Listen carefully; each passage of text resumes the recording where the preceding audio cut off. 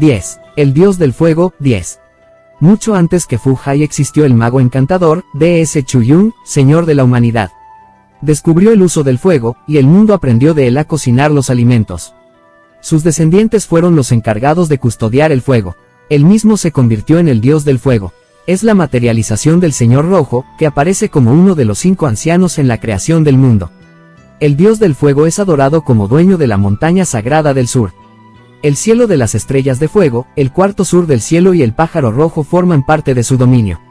Cuando hay algún accidente con el fuego, la estrella de fuego tiene un brillo particular. Si aparecen innumerables cuervos de fuego sobrevolando una casa, es seguro que se produce en ella un incendio. En el país de las 4 corrientes vivía un hombre que era muy rico. Un día montó en su palanquín y emprendió un largo viaje. Durante el viaje se encontró con una muchacha vestida de rojo, que le rogó que la llevara en su coche. Él la hizo montar en su coche y viajó con ella media jornada sin lanzarle una sola mirada con doble sentido. La muchacha se bajó y le dijo a modo de despedida: tú sí que eres realmente noble. Tu buena conducta me ha conmovido y voy a revelarte una verdad. Yo soy el dios del fuego. Mañana va a declararse un incendio en tu casa. Vuélvete corriendo y coge tus cosas y salva lo que puedas. El hombre, temeroso, dio la vuelta a su carruaje y se marchó lo más rápidamente posible a casa. Al llegar, hizo sacar de ella todos los tesoros, trajes y diversos objetos que poseía para ponerlos a salvo. Justo cuando se disponía a trabajar, empezó el incendio en los fogones, y no se extinguió hasta que todo el edificio se hubo convertido en polvo y cenizas, pero los bienes muebles se salvaron.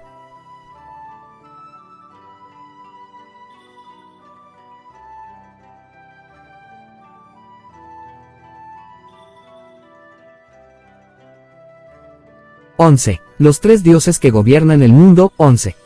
Hubo una vez 3 señores en el cielo, en la tierra y en las aguas a los que se dio el nombre de los 3 dioses gobernantes. Los 3 son hermanos y son hijos del padre del monje de Yansequian. En una ocasión en que iba paseando por la orilla del río, fue arrojado al agua por unos ladrones, pero la verdad es que no se ahogó, un tritón le salió al encuentro y le salvó la vida. Le cogió y le llevó consigo al palacio de los dragones. El rey de los dragones se dio cuenta de que era una persona extraordinaria, por eso le entregó a su hija en matrimonio. Ella tuvo 3 hijos. Estos jóvenes sintieron siendo muy jóvenes una preferencia por las ciencias ocultas, por eso se fueron los 3 a una isla que estaba en el mar. Allí se pusieron a ejercitar la contemplación. No oían nada, no veían nada, no decían nada, ni se movían. Los pájaros llegaban y anidaban en sus cabellos, las arañas llegaban y tejían las telas sobre sus rostros. Los gusanos y los insectos entraban y salían de sus narices y orejas. Ellos no se daban cuenta de nada. Después de haber pasado muchos años así, alcanzaron el conocimiento secreto y se convirtieron en dioses. El Señor hizo que fueran los gobernantes del mundo. El cielo disponía, la tierra ejecutaba y el agua producía. Los 3 gobernantes unieron sus fuerzas originales para poder ayudar y disponer, por eso reciben también el nombre de dioses primigenios. En cualquier rincón de la tierra hay templos dedicados a ellos. Si uno entra en esos templos, se ve a los 3 gobernantes dispuestos en un altar. Tienen una cinta a modo de sombrero y un cetro en la mano como si fueran reyes. Pero el que está sentado en el lugar más bajo, a la derecha, tiene los ojos saltones y la mirada colérica. Si preguntamos por su significado, la gente cuenta lo siguiente: los 3 eran hermanos y los 3 fueron convertidos en gobernantes por su padre, no hacían más que hablar de cómo iban a colocarse. El más joven propuso: mañana por la mañana, vendremos aquí antes de que salga el sol. El primero que llegue, se sentará en el centro, en el sitio de honor, el segundo en el segundo sitio y el tercero en el último lugar. Los 3 hermanos estuvieron de acuerdo. Al día siguiente, llegó el hermano pequeño a una hora tempranísima y fue el primero, se colocó en el medio y se convirtió en el dios del agua. El mediano llegó en segundo lugar, se colocó a la izquierda y fue el dios del cielo. Finalmente llegó el hermano mayor en último lugar. Cuando vio que sus hermanos ya estaban colocados en sus respectivos sitios, se enfadó muchísimo, aunque no podía decir nada. La cólera le subió al rostro, las pupilas se le salieron como esferas de su órbita y se le hincharon las venas como si estuviera abotargado. Se colocó a la derecha y fue el dios de la tierra. El artesano que realizó las imágenes de los dioses lo vio y así lo dibujó.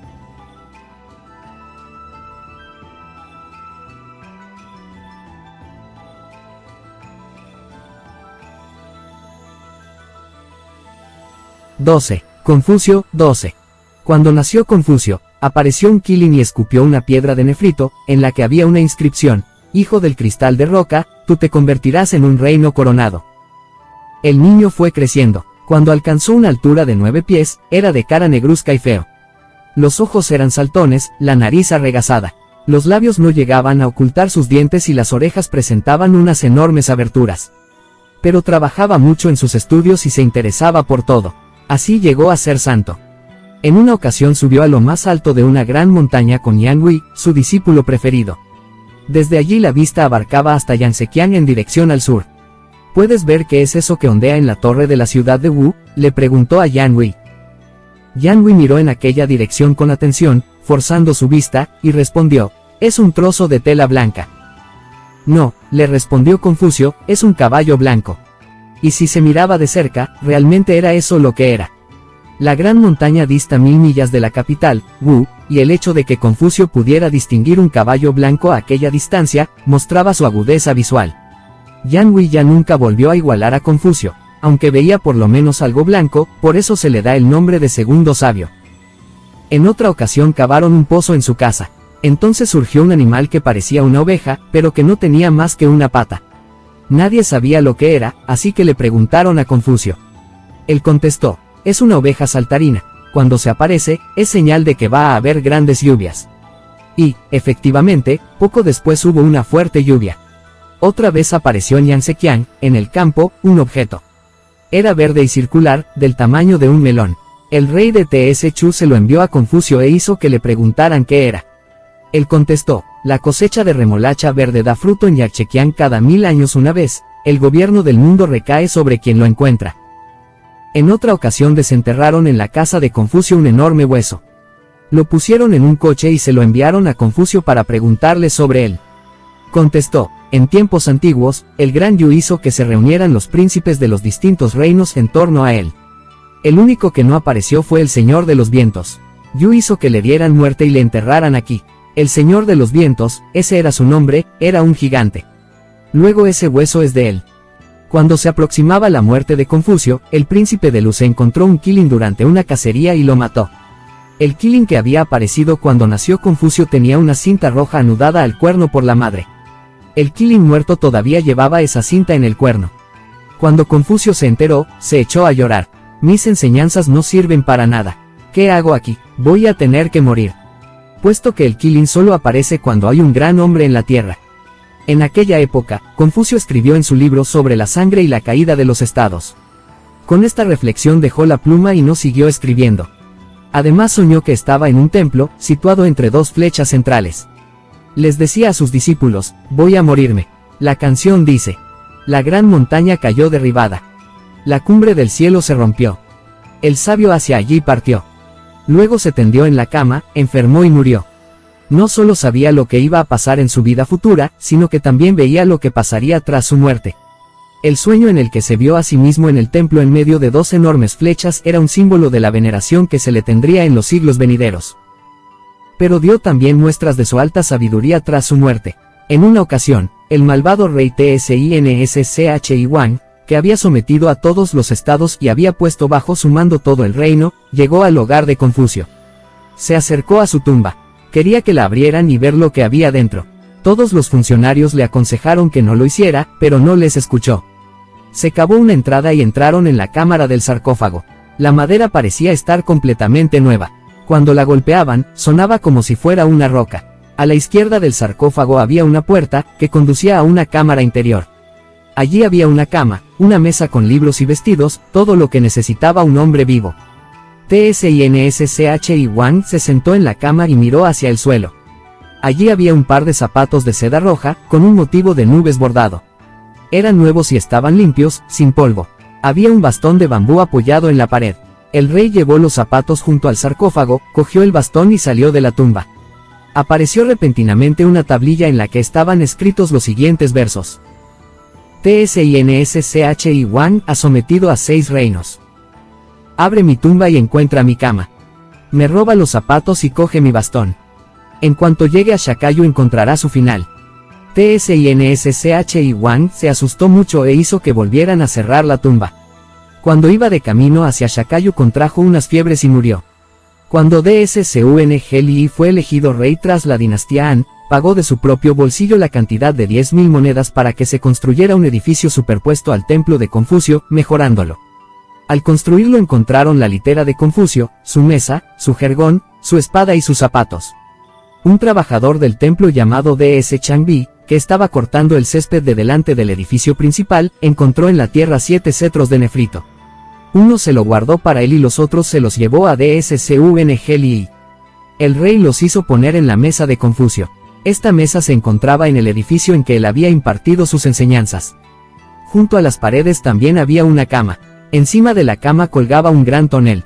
Dschungli le preguntó al guardián del templo qué era aquello. Él le respondió: es el legado que nos dejó Confucio. Hay una inscripción, por lo que no me he atrevido a abrirlo. Dschungli le dijo: el maestro era un hombre santo, quizás ese tonel contenga enseñanzas que haya que mostrar al mundo. Lo abrieron. Dentro había una hoja escrita en la que se leía: en tiempos posteriores vendrá un sabio, que ordenará mis libros, encontrará mi litera, mis zapatos y la caja de mis libros. Dschungli tendrá que recibir 7 cetros, pero Dschungli le esconde uno. Cuando Dschungli hubo leído el escrito, hizo que llamaran a Dschungli y le dijo: había 7 cetros, ¿por qué te has guardado uno? Entonces Dschungli se echó a sus pies y sacó el cetro robado. Confucio había dicho en una ocasión a un joven: se pueden conocer con anterioridad los actos de 100 generaciones. Este relato da testimonio de ello.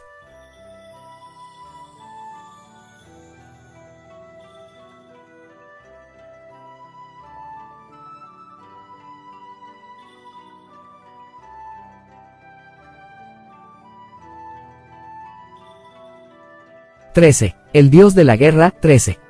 El dios de la guerra Guandi recibe también el nombre de Guan Yu.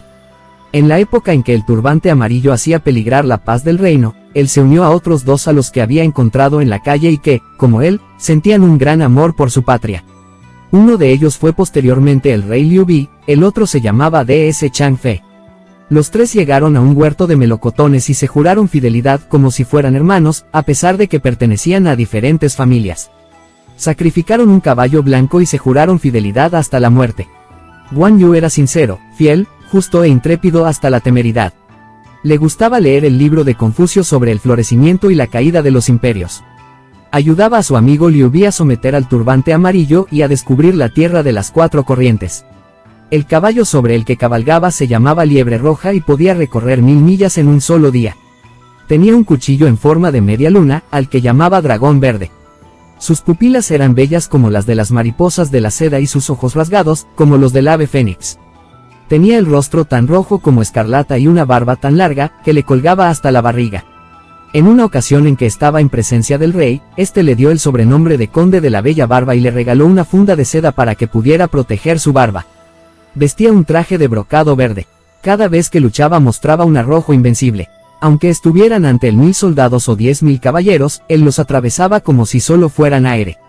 El malvado Cao Cao le tentó una vez para que fuera infiel a su amigo y señor Liu Bi. Hizo llevar a las 2 esposas de Liu Bi a sus habitaciones y ordenó que encerraran con ellas a Guan Yu durante toda la noche. Guan Yu no dejó que le dominara la insensatez y estuvo toda la noche, hasta el amanecer, con una lámpara en la mano, velando en el dintel de la puerta de la habitación. En otra ocasión, el malvado Cao había sobornado a los enemigos de su señor para que le traicionaran y tomaran la ciudad. Él marchó delante con algunos caballeros para dar la noticia y desbaratar el plan, pero, de camino, cayó en una emboscada y fue hecho prisionero junto con su hijo, y a ambos condujeron a la capital del reino enemigo. El príncipe de aquel país habría visto con buenos ojos que se pusiera de su lado, sin embargo, él juró que no se doblegaría, aunque tuviera que morir por ello. Con lo cual, el padre y el hijo fueron condenados. Una vez muertos, su caballo, Liebre Roja, dejó de comer y murió. Había también un fiel amigo, gran señor, cuyo nombre era Zhou de Sang, que era de rostro negro y que llevaba un gran cuchillo. Acababa de ocupar una fortaleza cuando se enteró del triste fin de su duque. Desenfundó su espada y se dio muerte a sí mismo. También otro de sus vasallos se arrojó al foso de la ciudad y pereció ahogado al enterarse de la noticia. En aquellos tiempos, había un monje que vivía en la montaña del manantial de Nefrito. Había sido uno de sus hombres y un antiguo conocido del duque. Por la noche iba a pasear a la luz de la luna.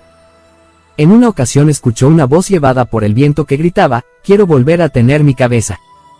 El monje parpadeó mirando a su alrededor y vio al duque Guan a caballo con la espada desenfundada, tal y como era en vida. A su derecha y su izquierda estaban su hijo Guan Ping y su vasallo D.S. Zhou de Sang, recortándose como sombras en las nubes. El monje dejó caer las manos y contestó, «Vos fuisteis en vuestra vida justo y fiel y a vuestra muerte os habéis convertido en un dios sabio, pero aún así, no comprendéis el destino. Si queréis volver a tener la cabeza sobre los hombros, ¿a quién deben dirigirse los muchos miles de enemigos que tras vos han muerto para prolongar vuestra vida?» El duque asintió y desapareció. Desde entonces desarrolló una verdadera virtud espiritual. Tan pronto como se fundaba una nueva casa, había que asegurarse de los espíritus que la guardaban, por eso se le construyó un templo y se le ofrecían sacrificios, y pasó a formar parte del número de los dioses ricos. Igual que a Confucio, se le ofrecen bueyes, ovejas y cerdos en sacrificio. Su rango fue aumentando a lo largo de los siglos. Primero se le honró como al príncipe Guan, luego como rey, finalmente como gran dios que había vencido al demonio. La última dinastía le ha honrado como divino ayudante del cielo. Recibe, asimismo, el nombre de divinidad protectora de la guerra y es un salvador fuerte que ayuda en caso de cualquier necesidad, cuando los dioses sufren las plagas de los gobernantes y de los demonios. Es corriente que reciba honra junto con Confucio, el señor de la paz, él, que es el señor de la guerra. Las manifestaciones de su fuerza espiritual son incontables. Baste el ejemplo que damos a continuación. En Yu D.S. Zhou vivía un hombre, que era un alcohólico y un jugador, que golpeaba y maldecía continuamente a su madre. Tenía un hijito que acababa de cumplir 1 año. La abuela le sacó de la mano para que diera un paseo, pero, a consecuencia de un movimiento descontrolado, cayó al suelo. El niño se puso enfermo a consecuencia del miedo que había pasado. La anciana tuvo miedo de la cólera de su hijo y se marchó de la casa. Cuando el hombre llegó a su casa y vio a su hijo enfermo, preguntó a su mujer qué había ocurrido. Luego, enfadadísimo, se puso a buscar a su madre. La vio delante del templo del dios de la guerra, justo en el momento en que iba a entrar. La sacó arrastrándola por el pelo. La imagen del dios saltó de su hornacina, le quitó el cuchillo a D.S. Zhou de Sang, que estaba de pie y de espaldas, salió por la puerta y le cortó la cabeza. El sacerdote del templo, que lo vio, se dio prisa en tocar las campanas y los timbales, y leyó los escritos sagrados. La gente oyó la noticia en las calles y en el mercado, y se dirigieron rápidamente al templo, llenos de admiración. Vieron al dios de la guerra, que tenía en la mano derecha el cuchillo y en la izquierda la cabeza del hombre. La imagen estaba con un pie fuera de la puerta y con otro dentro, inamovible como una roca. Desde entonces, en Yu D.S. Zhou aparece la imagen del dios con las piernas abiertas, una a cada lado del dintel, como prueba de su poder.